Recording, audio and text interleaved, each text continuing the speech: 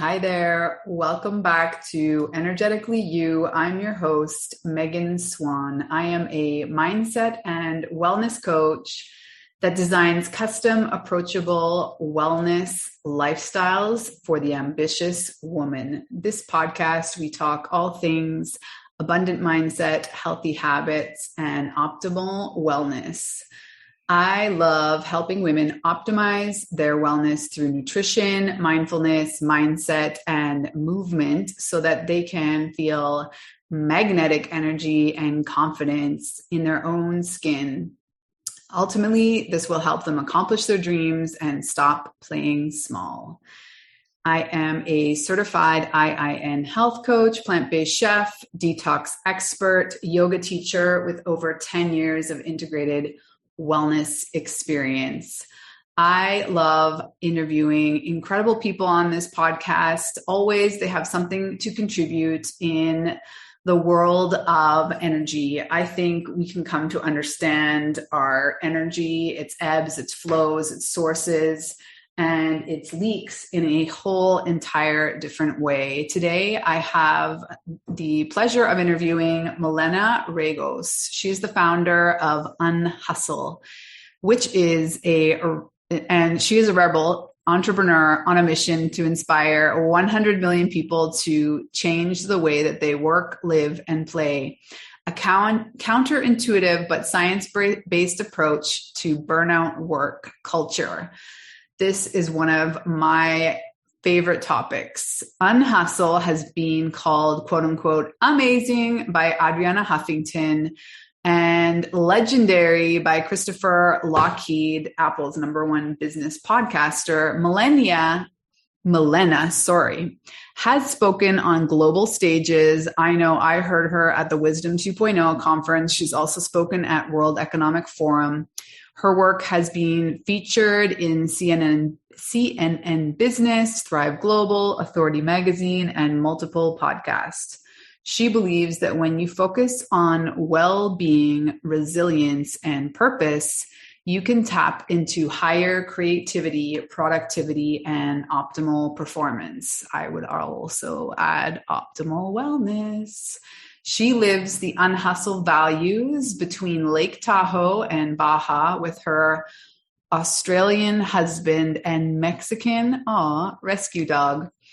You can download her free ebook to start your journey to Unhustle at unhustle.com/ebook. So looking forward to talking with her. So let's dive in. Hi, Milena. Welcome to the podcast. How are you today in sunny Tahoe? Hi, Megan. I'm really well, thank you. It's actually smoky, not sunny Tahoe. I can't even see the sun. We have a huge fire burning really close to us. It's been going on for a while. Zero containment. So that's the unfortunate thing about California these days. But other than that, I'm doing really, really well. How are you? I'm good, thanks. Well, I know that we first crossed paths through Wisdom 2.0. We were both at the virtual. I don't know if you have been to the physical conference. I'm hoping to go this year. I'm hoping that it's physical, and I'm hoping either way I'll be there. So tell me about your experience with Wisdom 2.0, and then we'll get into your Unhustle project. Sure. I went to the very first Wisdom 2.0 in San Francisco, as a matter of fact. And I brought my husband with me, and he doesn't really go to these kind of conferences normally. But we had started to talk about how we want to redesign our life. What are we doing? Why are we working so much? What's going on? Why is everything go, go, go, And the very first one I remember was very small, was pretty intimate. And all these topics about overwork and burnout, and especially technology, were really, really big. And my husband is the opposite of me. He's very disconnected from computers and technology. He works with his hands. So to him was something really new and different, and he couldn't realize how big of a problem it is. Where I was going, I've been trying to tell you for years that this is what I'm dealing with. So it was quite eye-opening, and we were in the process of trying to redesign our own life, and I was a marketing I had a marketing company at that stage. I did marketing for 20 plus years. I started with a media company, working for a media company back in 96, 97, really early big adopter of online marketing. Then I was a marketing director for a ski resort for 10 years. And then I started my own company, and it was very focused on digital marketing, social media, and a lot of online time. I was very fortunate. I got to work with some amazing clients and celebrities and just really great brands. A lot of them were in health and wellness and travel and recreation and the things that I had my own personal interests in. But I was really just working a lot. I was slightly addicted to technology and slightly addicted to winning and doing my own thing and competing and comparing and all that stuff, and eventually I ended up burning out, which prior to burning out, I was, I started seeing effects of all that overwork on my own health and sleep and my marriage and all these things. So one thing led to another. We were talking before we hit recording that you're in Mexico. We spent part of the year in Mexico. So I actually ended up going to Baja California Sur for a 10-day vacation, which turned out to be a digital detox trip by default, just because there was no internet there. A forced Wi-Fi break. Yeah, it was like 0.37 speed, so you had to wait like 2 hours to download the email. So I said, you know what, screw this, we're not gonna do that. Let's go learn how to kiteboard. So I was in the middle of the ocean, and I remember it was like a very first time in a really, really long time that I couldn't think of anything else. I had to focus on what I was doing or I was going to die. It was like this really scary experience for me. And all of a sudden I was just able to kind of say, wait a minute, what am I doing with my life? And why? Like what's driving me to do all this? I don't really have a life. All I do is work. And I think there's more to life than working. So I went down on this really long journey of rediscovering and self-discovery and mindfulness and meditation and human potential coaching institute and all these biohacking and all these crazy things to finally have this big aha moment that the worst possible advice to give people is, especially entrepreneurs, is to hustle. And it's something that I had been following, like some kind of a magical formula that success, the only way to achieve success really is to work more and more and more. And I started questioning all these norms and rules, and I started Unhustle as my own really exercise. Your counterculture. A counterculture to hustle culture, a lot more human culture. I didn't really realize that all these things I had been studying and researching and practicing is when the pandemic hit, all of a sudden it was like this fairly big explosion from where I am and where I sit as to what people are really drawn to. And all of a sudden there's this big realignment and big emphasis on well-being. And at the same time, Megan, I still talk to a lot of leaders and people in corporate, and there is very, very little change. And so I'm saying, wow, some people are kind of having a real awakening and a priority shift, and there's a great resignation happening. And if somebody doesn't know how bad burnout is, then they're not reading the news. Which I can't blame him, but at the same time, it's really bad. Like 75% of people are burning out in America, but it's not just a problem in America, right?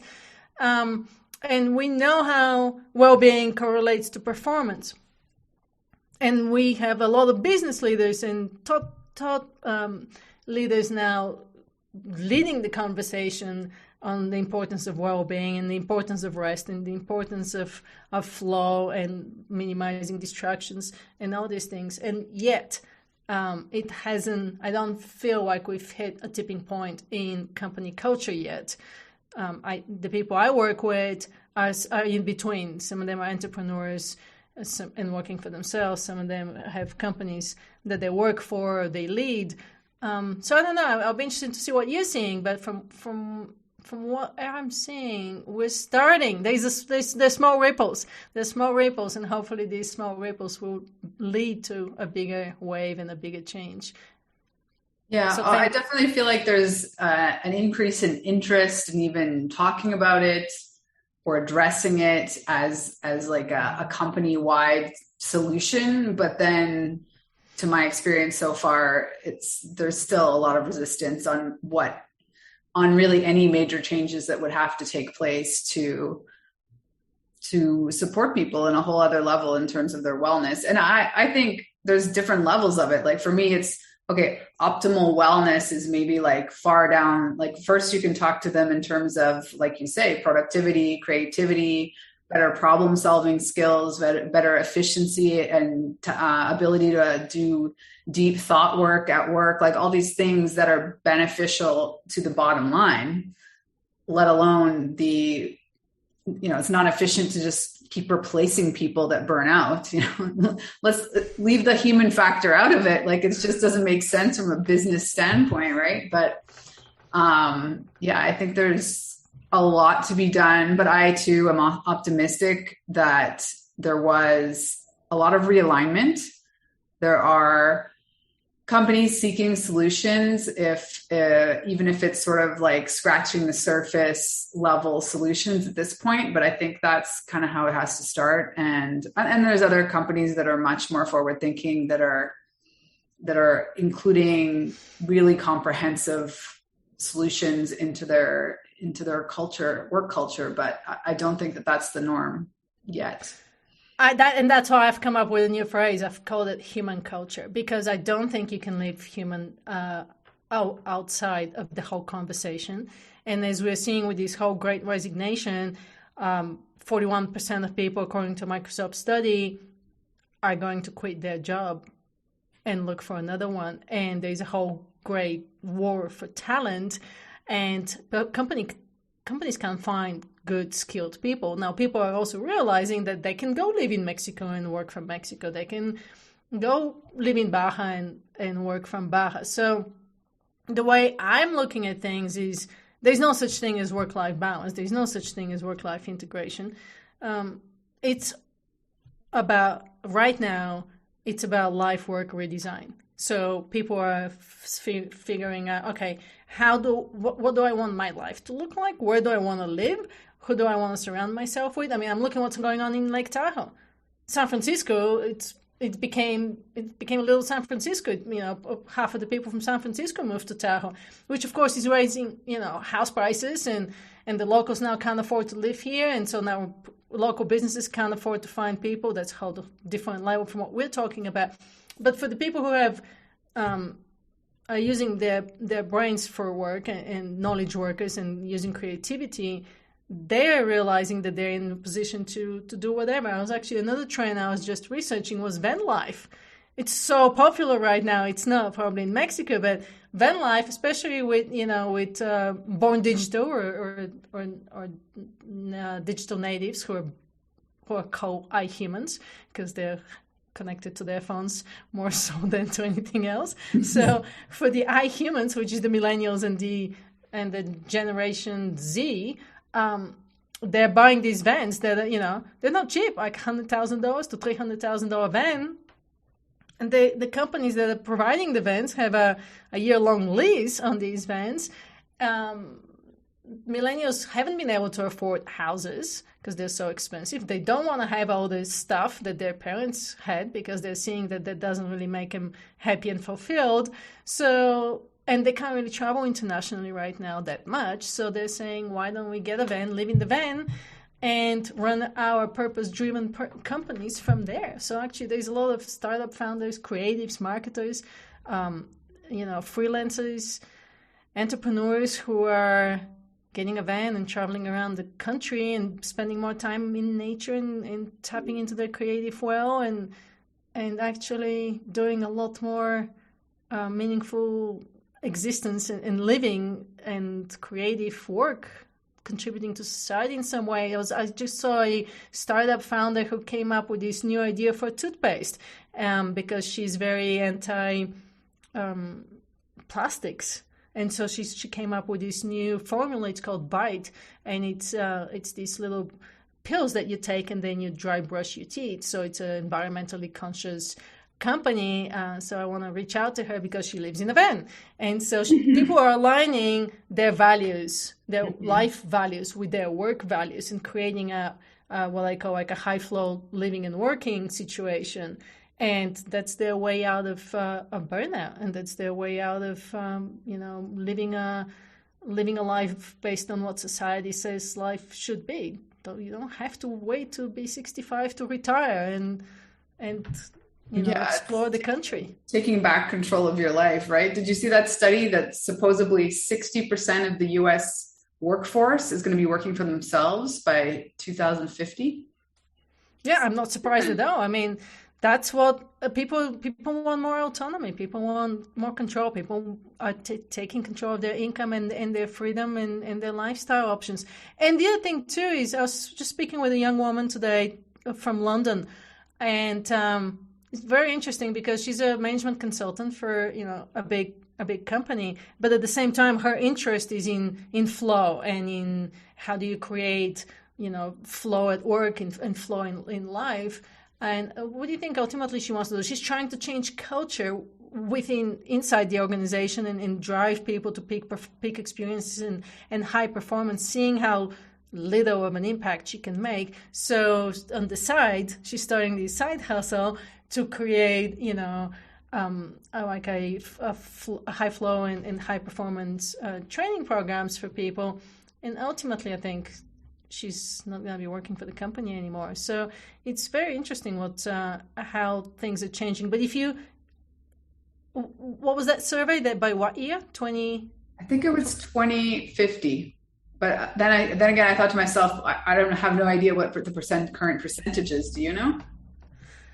No, I don't know how many people work for themselves. I do know there was a huge entrepreneurial boom in this past 1 year. I know there was 4 million businesses that had started in 2020, which actually reversed a 40-year-old downward spiral in entrepreneurship. So I'm not surprised that that's happening. I was thinking when you said about the woman you're talking to, we have to change that term, the side hustle. Well,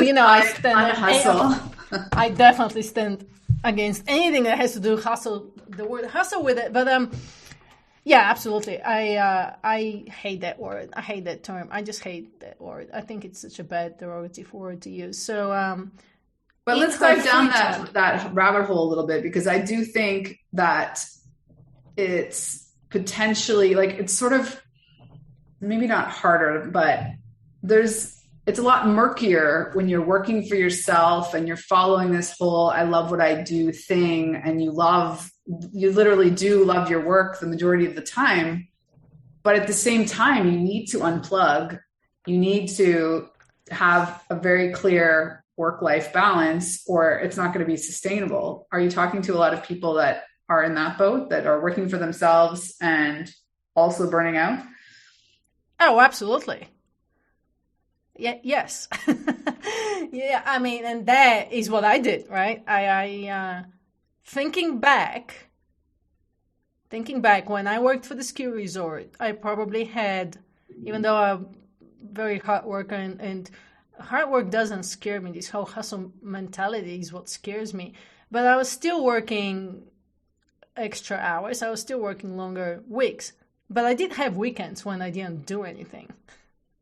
When you start to work for yourself, it's a mental shift. It's really hard. So I actually realized what works best for me. I do talk to a lot of people who, on the company side of things, on the corporate side of things, try to do like the 4-day work week or 5-day work day. I think people need to figure out what works for them. And what I'm realizing works for me is having a fairly focused day where I work 5-6 hours a day. And then you have to make yourself disconnect and unplug. You just have to. But if you're tapping into flow, and if you're able to work in a state of flow, then that flow cycle also requires you to have a recovery phase. So, because you can't sustain it all the time. When you're in flow, though, you're so focused and so into what you're doing that you can achieve a lot more in less time. But again, you have to make yourself. I make myself go out for hikes. I go out with the dog because I know the science behind it by now enough and well to believe in it and to follow it. I think it's, and I'm not perfect by any means. Sometimes I do go back to like reading a book that's work related or doing stuff, but I have my husband who's always like on me, like you need to unplug, you need to disconnect. So it's good to have somebody to tell you when you're overstepping that boundary. I also believe that you have to work with your biology instead of against it. And so what works for me is not going to work for you. If I'm the most productive in the morning, then you could be most productive in the evening. And I think that's a big thing that people are realizing. It doesn't have to be 9 to 5. It could be for me. A couple of things I wanted to mention there. One, as a mom, I personally work very well by having a certain structure. Like I'm more of like a 5-6 hour workday person where I get a lot done. But as a mother, that's not always the case. And I know a lot of mothers, particularly this last year, was like not the case. They're just getting the work done when they could do it with the least amount of interruptions possible, because that's extremely exhausting and stressful, the constant interruption, which, a lot of us do on our own time, interrupting ourselves by checking social media or, every time an email comes, it's like you have to create interruption-free zones even in your workspace these days because we're so digitally interrupted constantly. But the other thing, you mentioned like knowing your workflow. I talk a lot about sleep cycles, and like some people aren't 5 a.m. club people. Like some people, going back to, it doesn't make sense that the entire tribe of humans sleep at the exact same 8-hour window every night, right? It's not a very safe, logical scenario. So there are, 30% of the population that are later risers and night owls, and 30% of the population that could really be somewhere in between, and they tend to be night owls when they could be more 5 a.m. I'm an early bird, always have been. But I think it's particularly on the book Sleep. Oh, what is his name? Matthew Walker. Why We Sleep. Matthew Walker. Yeah. And that, his whole argument on making teenagers get up early to go to school, but it's like very similar. This whole 9 to 5 culture is really designed for the early bird, right? So there's that point. Yeah. And that's a really, really good point. So that's something, knowing your chronotype, people can go online and do a little quiz, and they can find out your chronotype. I had a neuroscientist come to and speak to the Unhustle community about exactly that, about how chronotypes affect your performance. When I had my marketing agency, I was one of these people that I was like, okay, I'll get up at 5 and I'll hit the gym at 5:30 or 6, and then I'll do a really hard, long heat workout for an hour, and then I would feel completely exhausted and depleted for the whole day. And I was like, but I'm doing the right thing. I'm exercising. This should be the right thing. And I've completely redone how I do this. First off, my deepest sleep is between 5 and 7 in the morning. So waking up at 5 means I'm missing out on my deepest sleep, which is not great because it takes me a while to fall asleep, right? So then I'm really sleep deprived all the time. So I now I don't use an alarm anymore. I wake up when I wake up. Normally that's around 7 o'clock. And I used to work out first thing in the morning. Now I leave time like 90 minutes to 3 hours in the morning to actually do some creative work. And then I do a workout about 11. My workouts are between 10 and 12. Sometimes I skip that and I do something at the end of the day. It just depends. But I really had to shift my mindset about this whole 5 a.m. club, whoever came up with this stupidest idea ever, because not everybody is the same. And so why should we try to fit into some, to a mold when we're so different. Yeah, and I'm recently huge into human design. I don't know if you're a fan or you know about it, but it's another system where once you know your type, it can really be informative as to, well, not only decision-making processes, but I think when we talk in terms of the Unhustle idea that not all of us work the same amount of hours well, and not all of us work in one big chunk. Some people work really well 3 solid hours, then a really big break, and then 3 hours. So going back to this, we don't all fit in a 9-to-5 box idea. Yeah. You know what else? I would love to hear more about human design, but I just wanted to, we started talking about when I work with entrepreneurs and how, and here's what I'm realizing, that more and more people are working weekends, including myself.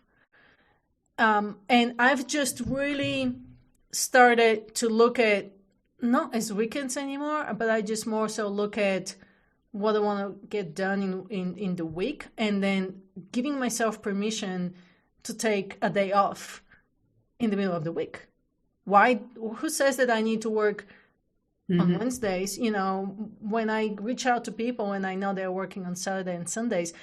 So going back to that, what's a high flow living and working situation? For everybody's going to be different, obviously. But for me, what works really well is doing a little bit of work. If that's creative work, which fulfills me and energizes me, then I want to have that kind of work in my day every day. And then taking days off to do something completely different and unplug and recover and recharge, right? So that's a very different way of looking at things than just doing the Monday to Friday 9-to-5. For sure. And I think a lot of people, and you can look at historically, I think in the book Deep Work, he talks about a lot of historic people would do like their deep work for 3 or 4 months at a time, and then go do something else, which wouldn't necessarily be not work, but it wouldn't be as intense in terms of creating things.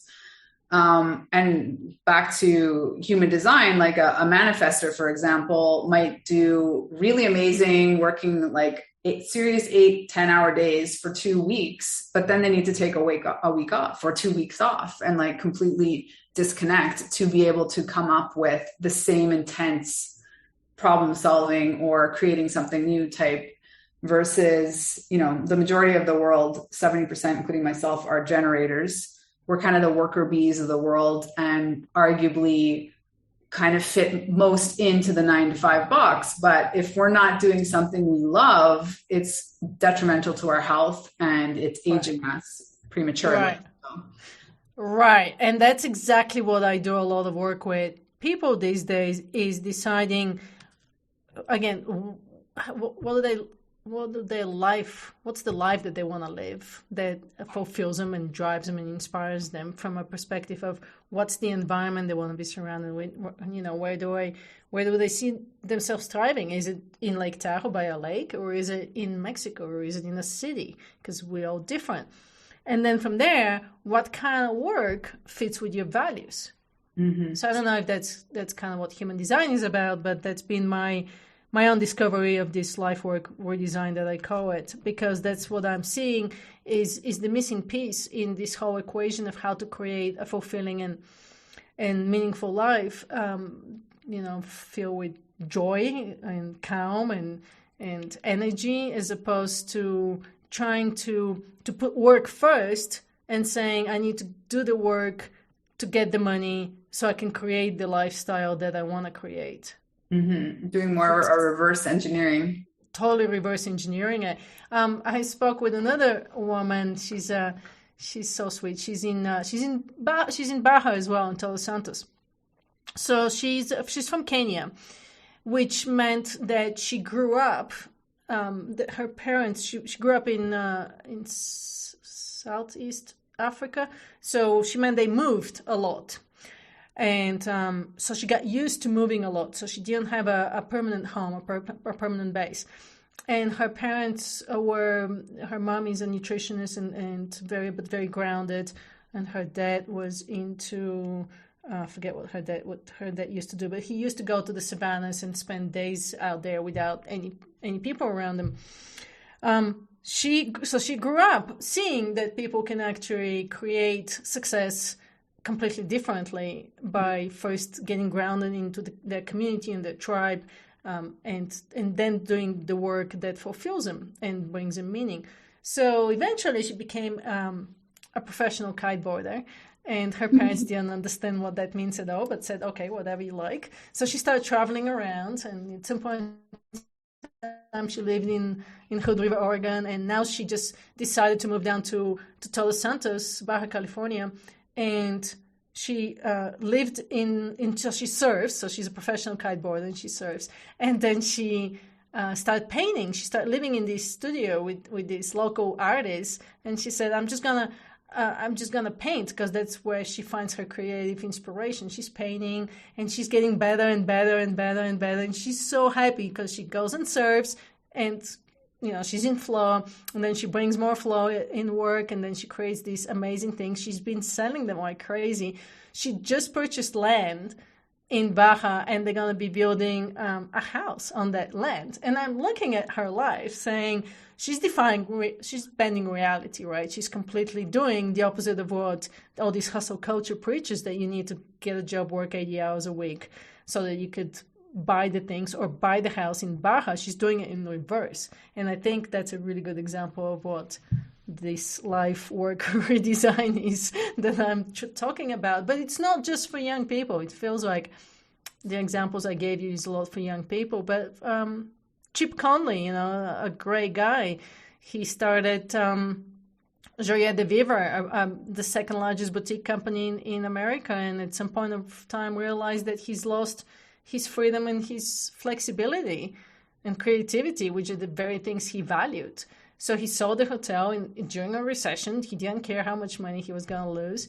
And now he started the Modern Elder Academy, where in Mexico, again, in Todos Santos, where he's helping people see that putting soul living in front of ego type living, and redesigning the way they're going through society, primarily for midlife people. So there's so many opportunities out there, and I think if we get grounded in who we are and we can tap into our superpowers and really get aligned with who we are, we can create so much more and different things that are not what everybody else is doing. Yeah, I love that. Can you share with us maybe like a question that you use to help people sort of figure out what their values are? Like sometimes people have just been doing the same thing that they thought they wanted to do for so long that they're not even connected to the reality that, they're really not in alignment. How do you help people sort of find that? A lot of what I do is getting people kind of out of their heads and into their bodies. And so using embodiment practices, whether that's breath work or just getting people very grounded. A lot of the people I work with are not spiritual by any means, but I get a kick of figuring out how quickly I can get to the truth. Mm-hmm. And so I did a coaching call today with a woman, and it took us 8 minutes. And she's like, I think that's the shortest I've been able to do it. And it's kind of funny. It's really amazing what you can do by just getting out of your head. And the way to do it, some of the practices would be like breathing or meditation or just even walking. One thing that somebody asked me at some point in time was, who are you without the doing? If you stop doing, who are you without the doing? But on the more practical exercise, I think take a piece of paper and write down really quickly without thinking, like 25 things that are really interesting to you. And be as specific as possible. And then see if there are any intersections between what you're interested in and your skills that you're really good at. And this intersection kind of drives passion. Passion drives purpose, and purpose drives flow. So this is what I did in order to figure out how to go from a marketing professional to starting Unhustle. I was like, okay, what am I interested in? I'm interested in wellness, and I'm interested in this high performance, and I'm interested in self-actualization and all these things, right? And what were my strengths in? and where do I need to get more training? So that's how I ended up with the Human Potential Coaching Institute, which was a 24-hour decision. And I wasn't planning on being a coach by any means. So I had no idea why I signed up. And it was an expensive thing. It was like $10,000. And I pulled all the money from the last money I had in my business account. And I told my husband, I'm going to do this. And I have no idea why. Unhustle wasn't born at that stage. It was before Unhustle. Mm-hmm. During that coaching program, I actually did a 8-week mindfulness-based stress reduction training. So it was a 20 minutes a day mindfulness reduction. And during that training, it was like somebody flipped the light switch in my brain. I was like, wow, all of a sudden, all these things that I've been missing, it completely changed everything. The way I, from the minute I wake up to the minute I go to sleep, my relationship with my husband, I used to be a lot more stressed out, a lot more reactive. Mm-hmm. And my husband called me Zen a couple of days ago, which is pretty funny because I don't think I've changed that much, and I'm still very type A overachiever personality. But I've mellowed out. I've mellowed out.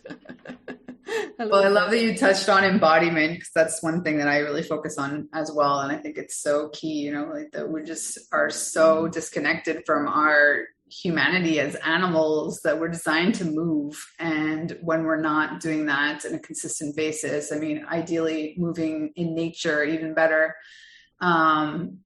people just find a different side of themselves, or it allows them to just let go of all these layers of things that we've been taught, or ideas that they've been carrying around, or sometimes it's just stress. Like people are just not allowing themselves to reflect on these things.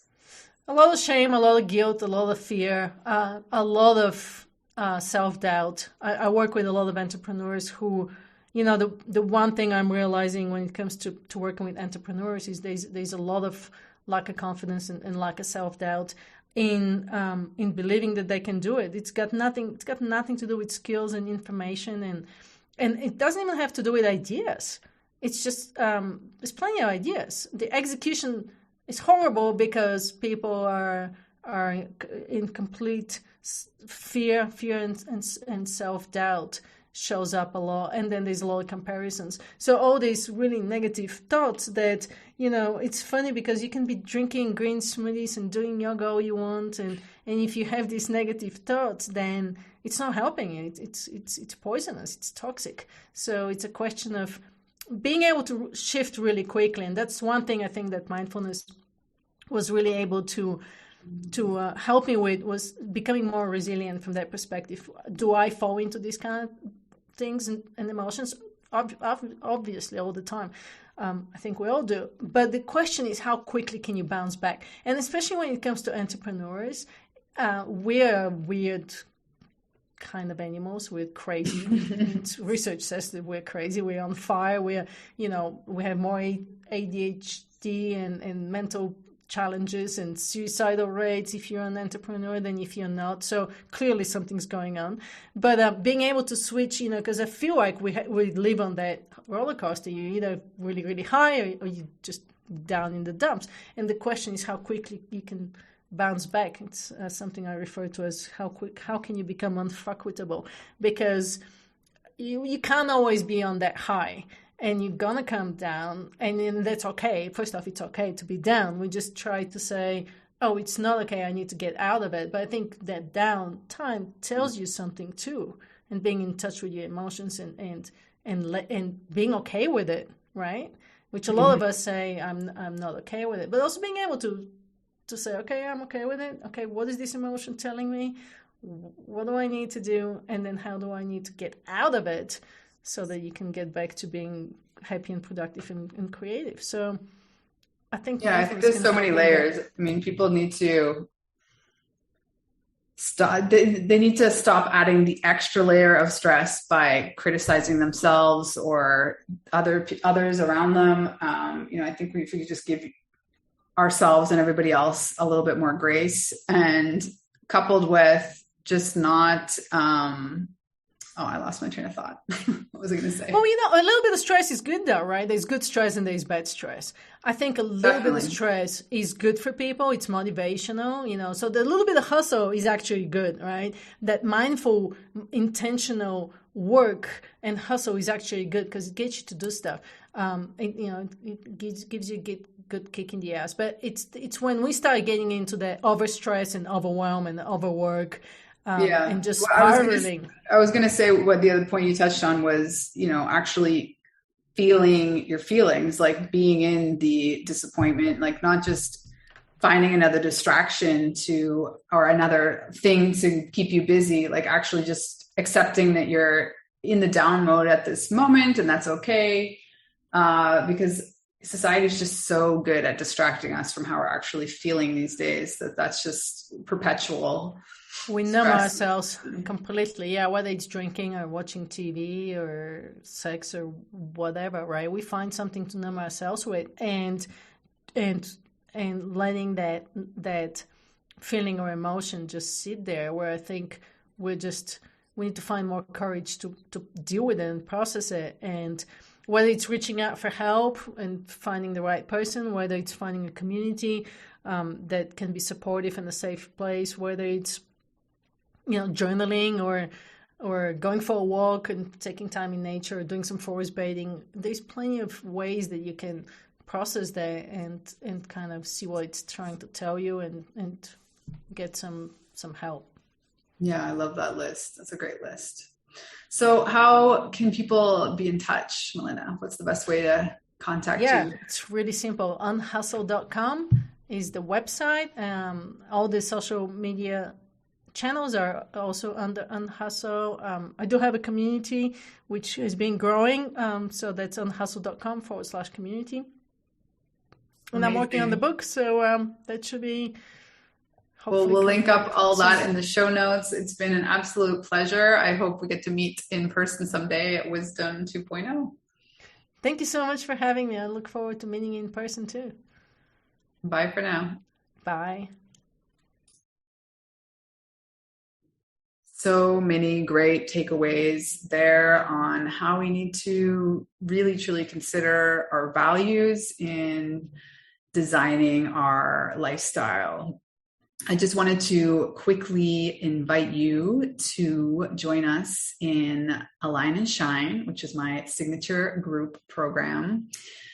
In Align and Shine is a 12-week hybrid one-on-one transformational experience with an intimate selection of like-minded women also on their optimal wellness and total empowerment journey. This round, we're actually focusing on one of the things that Milena talked about, embodiment, actually getting more into our bodies and feeling these things on a visceral cellular level, getting a little bit out of our heads and into the body. At the same time, we talk a lot about mindset in Align and Shine. The ultimate goal is to feel magnetic energy and confidence to glow from within, limitless, powerful, and deeply empowered to make your next big move in life. We start September 22nd. You can find out all the information on my website, meganswanwellness.com/align and shine. That's all for today. Thanks so much for listening. Have a beautiful day, evening, wherever you beautiful souls are in the world.